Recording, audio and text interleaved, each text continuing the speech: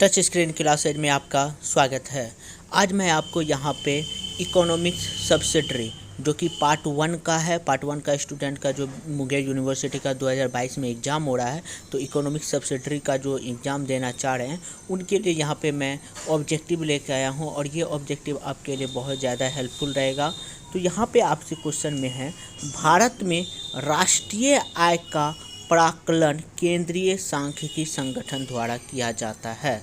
तो आपसे पूछा जाता है कि राष्ट्रीय आय का, ये जो राष्ट्रीय आय है इसका प्राकलन मतलब इसका जो नेतृत्व कौन करता है, तो वह केंद्रीय सांख्यिकी संगठन सेंट्रल स्टैटिक ऑर्गेनाइजेशन के द्वारा किया जाता है। पॉइंट नंबर 2 है, मानवीय गरीबी सूचकांक 1973 में विकसित हुई।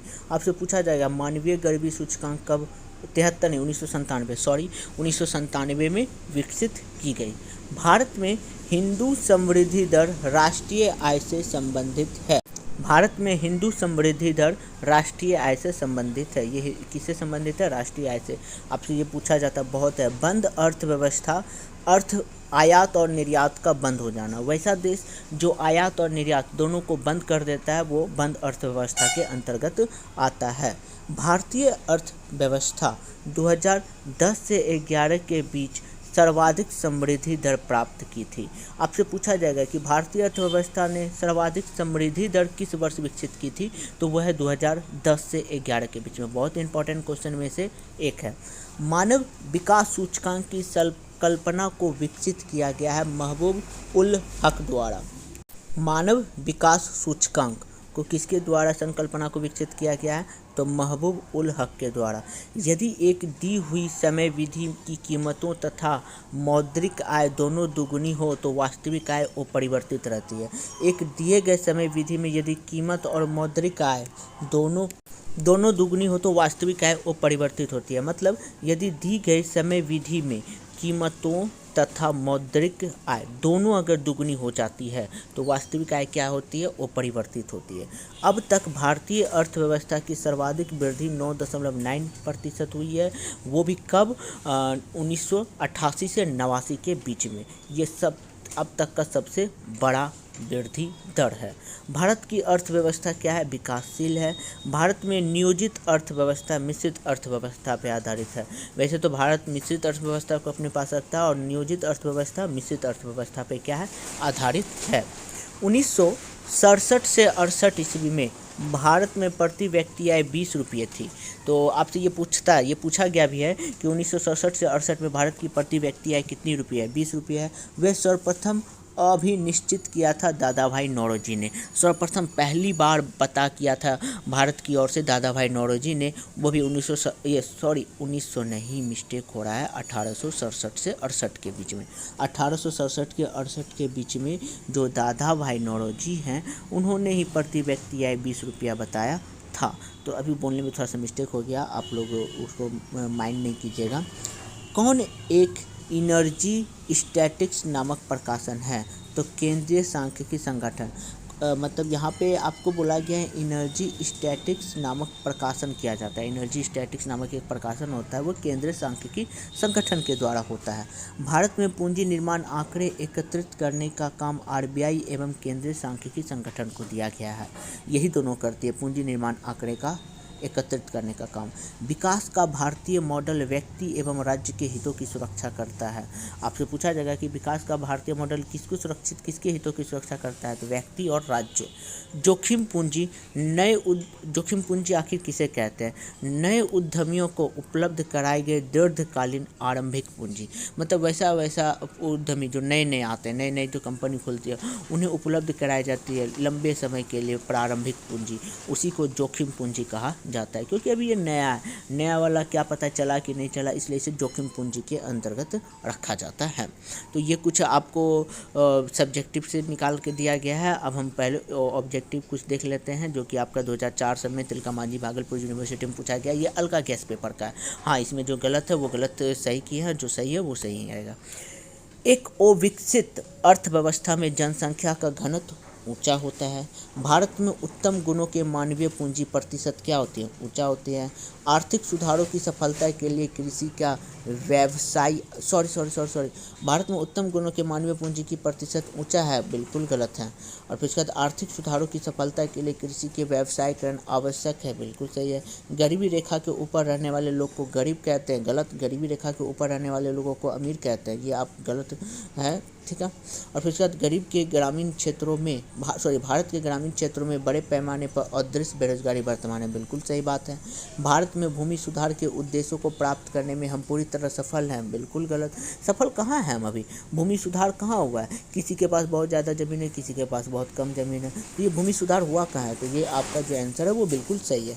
हरित क्रांति ने क्षेत्रीय असमानता के साथ साथ आय वितरण की विषमता को भी बढ़ाया है, बिल्कुल सही है। 1991 में औद्योगिक नीति में भारत ने विश्व अर्थव्यवस्था से जोड़ने का प्रयास नहीं किया गया था, गलत किया गया था। 1991 में जो औद्योगिक नीति है उसमें भारत को विश्व अर्थव्यवस्था के साथ जोड़ा गया था। विश्व में जनसंख्या की दृष्टि से भारत का दूसरा स्थान है। हाँ, लेकिन अब चूँकि अभी तो जनसंख्या हुआ नहीं है, तो अभी फ़िलहाल जनसंख्या की दृष्टि से भारत का स्थान दूसरा ही है। अगर जनसंख्या हो जाता है तो उसके बाद ये पहला स्थान पे चला जाता है, तो इसका कोई अभी लिखित दस्तावेज नहीं है, इसलिए आप लोग दूसरा ही मान के आइएगा। ओके, भारत में जनसंख्या वृद्धि दर 1.9% है। तो ये 2004 की बात थी, उस समय क्वेश्चन पूछा गया था, तो उस हिसाब से सही है। लेकिन अब जो है 2010 से 2019 के बीच में यह 1.2% हो गई है। इसलिए इस बात पे आप ध्यान दीजिएगा कि भारत में जनसंख्या वृद्धि दर 1.2% हो गई है, कुछ घटा है।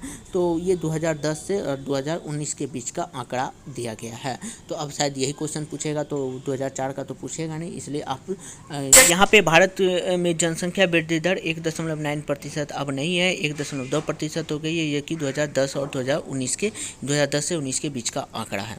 भूमि सुधार में भारत में काफ़ी सफल नहीं रही है, बिल्कुल सही है। भूमि सुधार में भारत सफल नहीं हुआ है। ओके, अब यहाँ पे आगे बढ़ते हैं। यहाँ पे लिखा हुआ है कि भारत में औद्योगिक की प्रक्रिया बेरोजगारी की समस्या को हल करने में सफल नहीं रही है, बिल्कुल सही है। सफल कहाँ हुआ? औद्योगिक है, फिर भी भारत में कहाँ, बेरोजगारी तो बढ़ते जा रहा है। फिर किसान क्रेडिट योजना के उद्देश्य से किसानों को दीर्घकालीन साख प्रदान की जाती है। हाँ, दीर्घकालीन साख इसमें प्रदान नहीं की जाती है, अल्पकालीन 5 साल के लिए ये साख प्रदान किया जाता है। तो किसान क्रेडिट कार्ड योजना जो है अल्पकालीन होता है, ये 5 साल के लिए इसको साख प्रदान किया जाता है, बहुत लंबे समय के लिए नहीं दिया जाता है। और ये क्रेडिट योजना 1998 में शुरू की गई थी, 5 साल के लिए। उस समय इनके अध्यक्ष यशवंत सिन्हा थे, जो वित्त मंत्री थे, ठीक है। किसान क्रेडिट कार्ड योजना की शुरुआत वित्त मंत्री जो है यशवंत सिन्हा ने करवाया था, और 5 साल के ये है अवधि, और 1998 में इसकी शुरुआत हुई थी। जनसंख्या नियंत्रण भारत में गरीबी दूर करने का प्रमुख साधन है, तो ये आपका आंसर सही है। जनसंख्या नियंत्रण से भारत की जो है गरीबी दूर की जा सकती है, लेकिन आंसर लिख दिया था गलत, इसलिए ये आपका सही है, ये आपका सही होगा, ठीक है। यहाँ पे सही लिखाएगा। MS स्वामीनाथन को भारत में हरित क्रांति के पीछे मुख्य दिमाग माना जाता है, बिल्कुल सही है। भारत में 1969 में 14 प्रमुख व्यावसायिक बैंकों का राष्ट्रीयकरण किया गया था, बिल्कुल सही है। इंदिरा गांधी की सरकार में 1969 में 14 प्रमुख राष्ट्रीय बैंकों का क्या किया गया था, राष्ट्रीयकरण किया गया था, 14 प्रमुख व्यावसायिक बैंक का। हाल ही के वर्षों में भारतीय अर्थव्यवस्था को विकसित अर्थव्यवस्था माना गया है, गलत। भारतीय अर्थव्यवस्था विकासशील अर्थव्यवस्था, विकसित अर्थव्यवस्था नहीं हुई है। भारत में 1971 में आधिकारिक रूप से परिवार नियोजन कार्यक्रम को लागू किया गया था, तो यहाँ पे सही है, लेकिन 1971 में नहीं किया गया था, 1952 ईस्वी में किया गया था। परिवार नियोजन जो कार्यक्रम है वो 1952 में स्टार्ट किया गया था। भारत में 1991 ईस्वी में नई औद्योगिक नीति लागू की गई थी, बिल्कुल सही है, वो भी नरसिंह राव के नेतृत्व में। नरसिंह राव के नेतृत्व में उस समय 1991 में नई औद्योगिक नीति चालू की गई थी। भारत खाद्य तेल के उत्पादन में स्वावलंबी है, बिल्कुल नहीं, अभी भी तो भारत तेल ले रहा है, तो वह स्वावलंबी नहीं है, ये गलत हो जाए। इसका आंसर यहाँ पे सही लिखा है, इसको गलत लिखना पड़ेगा, यहाँ पे हम गलत लिख दिए हैं। अब 2001 में भारत की जनसंख्या 102 करोड़ थी, बिल्कुल सही है। 2001 में भारत की जनसंख्या 102 करोड़ है। प्रथम औद्योगिक नीति की घोषणा 1947 ईस्वी में हुई थी, नहीं 1948 ईस्वी में हुई थी, 1947 ईस्वी में नहीं, 1948 ईस्वी में हुई थी। नाबार्ड की स्थापना 1982 में, बिल्कुल गलत है, 12 जुलाई 1982 ईस्वी में हुई थी, बिल्कुल सही है। मतलब नाबार्ड की स्थापना 1982 ईस्वी में हुई थी, हाँ हुई थी, और लेकिन हाँ डेट भी यहाँ पे मेंशन होना चाहिए, 12 जुलाई 1982 ईस्वी में। केरल की जनसंख्या घनत्व सर्वाधिक है, गलत, केरल की जनसंख्या घनत्व सर्वाधिक नहीं है। और भूमि सुधार मनुष्य तथा भूमि के बीच एक नियोजित तथा संस्थागत पुनर्गठन है। तो चूंकि हमको ये और ये क्वेश्चन कृषि के नई व्यू रचना 1991 में शुरू, हम कहीं पे भी हमें नहीं मिला, बुक में भी देख लिए और नेट पर भी मिल गए, तो इन दोनों का आंसर मेरे पास नहीं है, तो हम इसे गलत या सही नहीं बता सकते हैं कि ये सही है या गलत है। अगर आप लोग को मिले तो आप मुझे कमेंट बॉक्स में कमेंट कर सकते हैं क्वेश्चन नंबर 25 और क्वेश्चन नंबर 26 का आंसर। और भी 2-3 क्वेश्चन है जो कि मेरे से नहीं हुआ है, अगर आप लोग को मालूम है तो आप लोग बता सकते हैं कमेंट में। ओके, 27 नंबर में है 2002 से 2007 की आयात निर्यात नीति में निर्यात को महत्व नहीं दिया गया था। नहीं दिया गया था, मतलब उस समय दिया गया था निर्यात को महत्व भारत की ओर से। 2001 से भारत में जनसंख्या वार्षिक दर 1.9% है, सही। फिर उसके बाद वही 2001 में भी जो हम पढ़ रहे थे 2004 वाला। फिर उसके बाद मूल्य वृद्धि देश में गरीब वर्ग के लोगों के लिए लाभदायक है, सही। मूल्य वृद्धि देश के गरीब वर्ग के लोगों के लिए लाभदायक है। अब देखिए ये आपका ऑप्शन आंसर क्या होगा, गलत होगा। यहाँ पे गलत लिखा, सही है। इसका ये मतलब है कि मूल्य वृद्धि होने से गरीब लोगों के लिए लाभदायक होगा। मूल्य किसी भी चीज़ का मूल्य बढ़ा देंगे तो गरीब लोगों के लिए लाभदायक तो नहीं होगा, तो ये आंसर इसका क्या हो जाएगा, गलत हो जाएगा। भारत में 62% लोग साक्षर हैं, बिल्कुल सही। उस समय की बात है, चूँकि ये क्वेश्चन 2006 में, तो उस समय 62% लोग क्या थे, साक्षर थे। तो अब 82% हो गया। अब है सन 2000 ईस्वी में भारत की जनसंख्या 90 करोड़ थी, गलत। 2000 ईस्वी में भारत की जनसंख्या 90 करोड़ नहीं थी। तो इसका समेकित ग्रामीण विकास कार्यक्रम भारत के सभी प्रखंडों में सन 1980 ईस्वी में लागू किया गया था। हाँ, सन 1980 में 2 अक्टूबर 1980 में समेकित ग्रामीण विकास की योजना का कार्यक्रम भारत के लिए रखा गया था। तो ये पूछा जाता है कब, तो 2 अक्टूबर 1980 में। भारतीय अर्थव्यवस्था एक अर्धविकसित अर्थव्यवस्था है, बिल्कुल सही है। भारतीय अर्थव्यवस्था में लघु उद्योग की महत्वपूर्ण भूमिका है, बिल्कुल सही है। कुटीर एवं लघु बृहत लोगों को मुकाबले कम रोजगार प्रदान करता है। हाँ, गलत। कुटीर एवं लघु बृहत लोगों के मुकाबले कम रोजगार प्रदान करता है, तो यहाँ पे बोल रहा है कम, तो इसके हिसाब से तो गलत है। भारत में छिपी हुई बेरोजगारी मुख्य रूप से ग्रामीण क्षेत्रों में पाई जाती है, ऑब्वियसली छिपी हुई बेरोजगारी ग्रामीण क्षेत्र में पाई जाती है। भारत का भुगतान संतुलन अनुकूल है, गलत।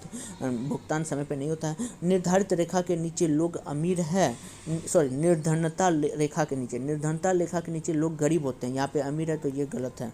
नाबार्ड की स्थापना 1996 में की गई थी, नहीं, 1982 ईस्वी में नाबार्ड की स्थापना की गई थी। अरुणाचल प्रदेश में जनसंख्या का घनत्व सर्वाधिक है, गलत। हाँ, तो मतलब ये बिल्कुल गलत है। अरुणाचल प्रदेश में जनसंख्या का घनत्व सर्वाधिक नहीं है। ओके, अब हम आते हैं, भारत में राष्ट्रीय आय के वार्षिक अनुमान योजना आयोग द्वारा तैयार किया जाता है, बिल्कुल सही है। ये आयोग द्वारा, योजना आयोग जो है भारतीय राष्ट्रीय आय का जो है योजना आयोग द्वारा किया जाता है, तो ये आपका जो आंसर है गलत है। इसका मतलब ये किसके द्वारा से तैयार किया जाता है, अभी जस्ट हम ऊपर में पढ़े थे, जो राष्ट्रीय आय का वार्षिक अनुमान हम यहाँ पे पढ़े थे। भारत में राष्ट्रीय आय का वार्षिक अनुमान केंद्रीय सांख्यिकी संगठन के द्वारा किया जाता है। तो किसके द्वारा किया जाता है, केंद्रीय सांख्यिकी संगठन के द्वारा किया जाता है, इसलिए आप लोग ध्यान में रखिएगा। इसलिए ये आंसर गलत है, तो बिल्कुल है सही। भारतीय रिजर्व बैंक भारत में ग्रामीण शाखा के क्षेत्र में अग्रणी संस्था है, गलत। भारत में हरित क्रांति और चावल के उत्पाद पर सबसे अधिक प्रभाव डाला है, सही। हाँ, हरित क्रांति में चावल और गेहूं के उत्पादन में ही सबसे अधिक प्रभाव डाला था। भारत में हाल के वर्षों में लिंग अनुपात प्रति 1000 पुरुष व स्त्रियों के अनुपात में वृद्धि हुई है, गलत। उस समय के हिसाब से 2008 में वृद्धि नहीं हुई, लेकिन अब वृद्धि हो गई है। तो फिलहाल ये मेंशन तो अभी तक पूरा नहीं किया गया जब तक जनसंख्या नहीं होगा, इसलिए आप ये आंसर ही मारिएगा, क्योंकि अभी पुरुष, उसके हिसाब से पुरुष की जनसंख्या अधिक है और स्त्री की जनसंख्या कम है, और नई जनसंख्या जब आएगी तो उसमें स्त्री की जनसंख्या बढ़ा दी जाएगी, तो आप इस लोग को ध्यान में रखिएगा। भारत में लेकिन अभी आपको बताना है कि पुरुष की जनसंख्या अधिक है और महिला की जनसंख्या कम है, क्योंकि जनसंख्या अभी आया नहीं है। जब तक नहीं आएगा आप जनसंख्या रिपोर्ट तब तक आप नहीं लिख सकते हैं। भारत में भूमि सुधारों को भूमि सुधार कानूनों में जटिलता और विविधता के कारण अपेक्षित सफलता नहीं मिली है, सही नहीं मिली है। कहाँ मिला, किसी के पास बहुत ज़्यादा ज़मीन है तो किसी के पास नहीं है ज़मीन। भारत में राष्ट्रीय आय में सबसे अधिक योगदान अभी भी कृषि का क्षेत्र का है, हाँ अभी भी कृषि क्षेत्र भारत में है। भारत में सार्वजनिक उद्यमों को ना लाभ ना हानि की नीति का महत्वपूर्ण मूल्य नीति है। ये मुझे क्वेश्चन समझ में बिल्कुल नहीं आया, तो अगर आपको 47 नंबर भी अगर आता है तो आप इसे कमेंट बॉक्स में कमेंट कर दें, ताकि और सारे स्टूडेंट को हेल्प मिल सके। भारत में बिहार की प्रति व्यक्ति आय निम्नतम है, तो ये आपका जो आंसर है गलत है। निम्नतम का मतलब बहुत भी निम्न नहीं है, है, ये थोड़ा सा उच्च भी है। भारत के बिहार में छिपी हुई बेरोजगारी का प्रमुख प्रकार है। हाँ, बिल्कुल सही है। हाल ही में वर्षों में भारत के विदेशी व्यापार के दिशा में कोई महत्वपूर्ण परिवर्तन नहीं हुआ है। गलत, परिवर्तन हुआ है। विदेशों के साथ अब भारत का भी लेन देन होने स्टार्ट हो गया है। जनसंख्या नियंत्रण भारत में गरीबी दूर करने का प्रमुख उपाय है। बिल्कुल सही है। अगर आप जनसंख्या पर नियंत्रण कर लेते हैं तो आपकी गरीबी थोड़ी सी दूर होती है। भारतीय अर्थव्यवस्था एक मिश्रित अर्थव्यवस्था है। सही है। 1956 की औद्योगिक नीति में सर्वाधिक क्षेत्र को महत्व दिया है। बिल्कुल सही है। भारतीय अर्थव्यवस्था में लघु उद्योग का कोई महत्व नहीं है। तो लघु उद्योग का महत्व होता है, तो ये ऑप्शन के हिसाब से, तो क्वेश्चन के हिसाब से गलत सही है। भारत में छिपी हुई बेरोजगारी मुख्य रूप से ग्रामीण क्षेत्रों में पाई जाती है। बिल्कुल सही है। भारत का भुगतान संतुलन अनुकूल है। नहीं, भुगतान संतुलन कहाँ अनुकूल है, तो ये ऑप्शन सही गलत होगा, मतलब आंसर गलत होगा, यहाँ पे लिखाएगा। निर्धनता रेखा के नीचे के लोग को अमीर कहते हैं। नहीं, निर्धनता रेखा के नीचे के लोग को गरीब कहते हैं, तो ये गलत है। फिर इसका समेकित ग्रामीण विकास कार्यक्रम भारत के प्रखंड खंडों में 1980 ईस्वी में लागू किया गया था। बिल्कुल सही है। 2 अक्टूबर 1980 ईस्वी में। नाबार्ड की स्थापना 1996 ईस्वी में, नहीं 1982 ईस्वी में हुआ था। भूमि सुधार भारत में काफ़ी सफल नहीं रही है। हाँ, सही बात, सही है। भारतवर्ष में आर्थिक विकास के लिए सभी आवश्यक प्राकृतिक संसाधन हैं। हाँ, संसाधन तो बहुत सारा है। हरित क्रांति के फलस्वरूप व्यावसायिक खेती में वृद्धि हुई है। बिल्कुल सही है। स्वतंत्रता प्राप्ति के समय भारत कच्चे माल का शुद्ध निर्यातक देश था। सही है। भारत में जमींदारी उन्मूलन के मामले में बिहार अग्रणी है। गलत, बिहार अग्रणी नहीं है, तो ऑप्शन के हिसाब से एक सही है। क्षेत्रीय ग्रामीण कृषि शाखा का प्रमुख संस्था, सही है। प्रमुख संस्था, हाँ बिल्कुल सही। क्षेत्रीय जो ग्रामीण बैंक है वो कृषि के लिए ही रहती है। ओके। बेरोजगारी के कारण मानवीय संसाधनों की बर्बादी होती है। बिल्कुल सही है। 1991 में औद्योगिक नीति की अधिक खुली और उदार हो गई थी। हाँ, 1991 में जो औद्योगिक नीति बहुत ज़्यादा खोल दिया गया था, बहुत सारे रूल रेगुलेशन उसे कम कर दिए गए थे। भारत में प्रचुरता के बीच निर्धनता है। हाँ, भारत में प्रचुरता बहुत चीज़ है, लेकिन फिर भी निर्धनता भारत में बरकरार है। भारत में लघु एवं कुटीर उद्योगों के विकास में आर्थिक शक्ति के विकेंद्रीकरण हुई है। सही है। भारत में सार्वजनिक क्षेत्र तथा शक्तिशाली अधिसंरचनात्मक विकास में मदद की है। बिल्कुल सही है। भारत एक अर्धविकसित देश है। बिल्कुल सही है। भारत की अर्थव्यवस्था मिश्रित अर्थव्यवस्था है। सही है। भारत में कृषि की उत्पादकता बहुत अधिक है। गलत, कृषि की उत्पादकता बहुत अधिक नहीं है। हाँ, भारत में 30%, हाँ, लेकिन यहाँ पे ये बात है कि यहाँ पे कृषि करने वाले लोग बहुत ज़्यादा हैं। लेकिन आज भी तो तुम जानते हो भारत में बहुत सारे लोग ऐसे होते हैं जिनको खाना नहीं मिलता है भरदम, और बहुत सारे यहाँ पे ऐसे खाना बर्बाद होता है। तो यहाँ पे कृषि की उत्पादकता बहुत अधिक नहीं है, कृषि लोग बहुत अधिक हैं। भारत में 30% लोग गरीबी रेखा के ऊपर हैं, तो गलत, 30% से ज़्यादा लोग गरीबी रेखा के ऊपर हैं, तो अब से ये गलत होगा उस समय के हिसाब से। भारत में सफलतापूर्व एवं पूर्ण रूप से भूमि सुधार कार्यक्रम क्रियान्वयन हुआ है। गलत। फिर इसका भारत में आर्थिक नियोजन प्रक्रिया को त्याग दिया गया है। गलत, आर्थिक नियोजन प्रक्रिया को त्याग दिया गया नहीं, अभी भी नियोजन की प्रक्रिया चलती ही रहती है। भारत में व्यापार संतुलन प्रतिकूल है। सही है। भारत में व्यापक ग्रामीण ऋणग्रस्त पाए जाते हैं। बिल्कुल सही है। ग्रामीण के लोग ज़्यादा ऋणग्रस्त होते हैं। भारत में अदृश्य बेरोजगारी पाई जाती है। बिल्कुल सही है। भारत में औद्योगिक विकास में लोक क्षेत्र की महत्वपूर्ण भूमिका रही है। बिल्कुल सही है। सहकारी खेती उपयोगी है। बिल्कुल सही है। सहकारी खेती क्या होता है?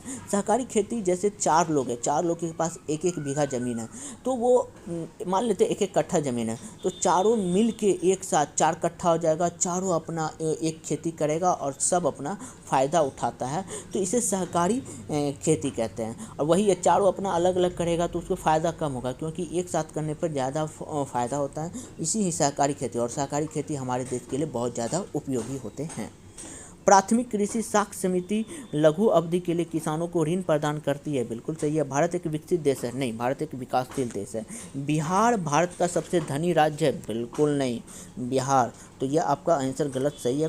बिहार में प्रत्येक 10 वर्षों पर जनगणना की जाती है। हाँ, प्रत्येक 10 वर्षों पर, लेकिन हाँ इस बार 2021 में होने वाला था, लेकिन कोरोना के कारण नहीं हुआ। अब देखते हैं कब होता है, 2023 या 22 के लास्ट में देखते हैं।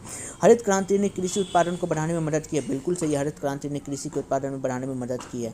रेशम उद्योग बिहार का महत्वपूर्ण बृहत उद्योग है। सही है। भारत में 1991 के उदारीकरण की प्रक्रिया को अपनाया है। बिल्कुल सही है। भूमि विकास बैंक दीर्घ अवधि ऋण किसानों को देता है। सही है। और फिर इसका नाबार्ड की स्थापना रिजर्व बैंक ऑफ द्वारा किया गया था। क्योंकि ये हम नाबार्ड के बारे में बहुत कुछ पढ़े, लेकिन ये नहीं पता कर पाए कि रिजर्व बैंक के द्वारा इसका स्थापना किया गया था, ये मेंशन नहीं किया गया।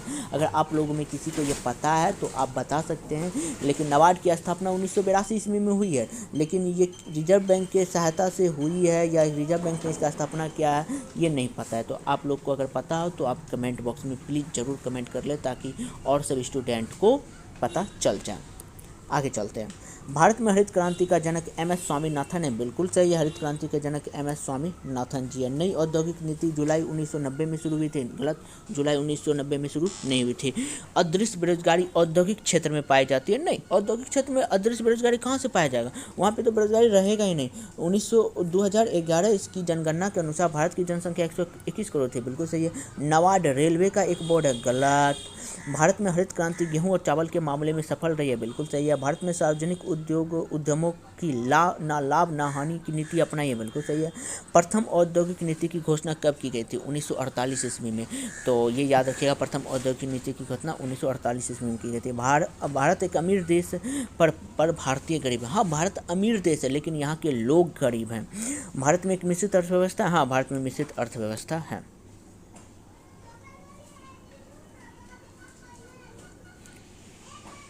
तो ये देखिए, यहाँ पे हम मेंशन नहीं किए, थोड़ा सा मिस्टेक हो गया है कि भारत एक अमीर देश है पर भारतीय गरीब है। तो बिल्कुल सही है। तो यहाँ पे ऑप्शन इसको सही करना पड़ेगा क्योंकि भारत अमीर है लेकिन भारतीय गरीब है। उसका एक यहाँ पे और क्वेश्चन आएगा तो वहाँ पे आसानी से आपको समझ में आ जाएगा। उद्योग भारतीय अर्थव्यवस्था की रीढ़ है। बिल्कुल गलत। उद्योग जो है भारतीय अर्थव्यवस्था की रीढ़ है। तो इसमें हम डाउट है, हो भी सकता है नहीं भी, लेकिन अगर आप को डाउट है, आपको पता हो तो बता देना। भारत की जनसंख्या का सर्वाधिक घनत्व तो केरल में। गलत। बिजली कुटीर उद्योग का उदाहरण है। नहीं, कुटीर उद्योग वैसे उद्योग को कहा जाता है जो अपने हाथों से किया जाता है घर में बैठ के, जैसे कि मोमबत्ती बनाना, दिया सलाई बनाना, मिट्टी के बर्तन बनाना, ये सब आपके कुटीर उद्योग के अंदर। बिजली तो हाथ से बनाया नहीं जाता है, इसलिए बिजली को कुटीर उद्योग में नहीं रखा जाता है। इसके बाद वाला आपका जब वीडियो आएगा तो हम उसमें कुटीर उद्योग, लघु उद्योग का डेफिनेशन सब बता देंगे ताकि आप लोगों को दिक्कत नहीं हो। नाबार्ड की स्थापना 2008 ईस्वी में हुई थी। बिल्कुल गलत है। भारत में छिपी हुई बेरोजगारी एक प्रमुख समस्या है। बिल्कुल सही है। 1911 की जनगणना के अनुसार पुरुष स्त्री का अनुपात 9.30। ये क्या लिख दिया है अनुपात 9.30, ये नहीं पता चल रहा है। तो अगर आप लोग को पता चले तो बताना, या हो सकता है क्वेश्चन ही गलत हो। उदारीकरण ने भारतीय अर्थव्यवस्था का ढांचागत परिवर्तन लाया है। बिल्कुल सही है। जनसंख्या नियंत्रण भारत में गरीबी दूर करने का प्रमुख साधन है। बिल्कुल सही है। भारत में धन जन योजना 2013 में लागू किया गया था। नहीं, धन जन योजना जो है 15 अगस्त 2014 ईस्वी में लागू किया गया था। तो ये गलत जो लिखा है बिल्कुल सही है। भारत में प्रति व्यक्ति न्यूनतम आय वाला राज्य बिहार है। सही, बिल्कुल सही है। प्रति व्यक्ति न्यूनतम आय वाला राज्य कौन है? बिहार है। 2011 की जनगणना के अनुसार भारत का लिंग अनुपात 933 प्रति व्यक्ति 1000 पुरुष है। नहीं, उस समय 943 था, 933 नहीं था, इसलिए आप लोग ध्यान रखिएगा। 2011 में 943 महिला पे 1000 पुरुष थे। यहाँ पे 100 लिखा गया है, आप लोग 1000 कर देना। 1000 पुरुष है। भारत एक धनी देश है पर भारतवासी निर्धन है। देखो, यही वाला क्वेश्चन वहाँ पे था, तो बिल्कुल सही है कि भारत एक धनी देश है लेकिन यहाँ पे सब चीज़ है लेकिन भारत के लोग ही गरीब है। एम एस स्वामीनाथन को भारत में हरित क्रांति के पीछे मुख्य दिमाग माना जाता है। बिल्कुल सही है। 1956 में औद्योगिक नीति अधिक खुली एवं उदार थी। बिल्कुल सही है। भारत में राष्ट्रीय आय के अनुमान का सर्वप्रथम दादा भाई नौरोजी ने पता किया था। बिल्कुल सही है। और भारत में अदृश्य बेरोजगारी ज़्यादातर औद्योगिक क्षेत्रों में पाई जाती है। हाँ, औद्योगिक क्षेत्रों में अदृश्य बेरोजगारी नहीं पाई जाती है, तो ये आपका गलत है, जो सही है। भारत में सार्वजनिक उद्यमों की ना लाभ ना हानि एक महत्वपूर्ण मूल्य नीति है। सही है। भारतीय रेलवे की शुरुआत 1853 में हुई थी। रेल की शुरुआत जो थाने से मुंबई चली थी तो ये 1853 में हुई थी। यहाँ पे 1953 लिख दिया है और यहाँ पे भी देखिए आंसर सही लिख दिया, तो ये आंसर सही नहीं, यहाँ पे आंसर क्या होगा? गलत होगा। एक्जिम बैंक अंतर्राष्ट्रीय बैंक से संबंधित है। सही है। हाँ, ये एक्जिम बैंक आयात और निर्यात दोनों के लिए है। भारत में शहरी क्षेत्र में बेरोजगारी का प्रधान कारण व्यावसायिक शिक्षा का अभाव है। बिल्कुल सही है।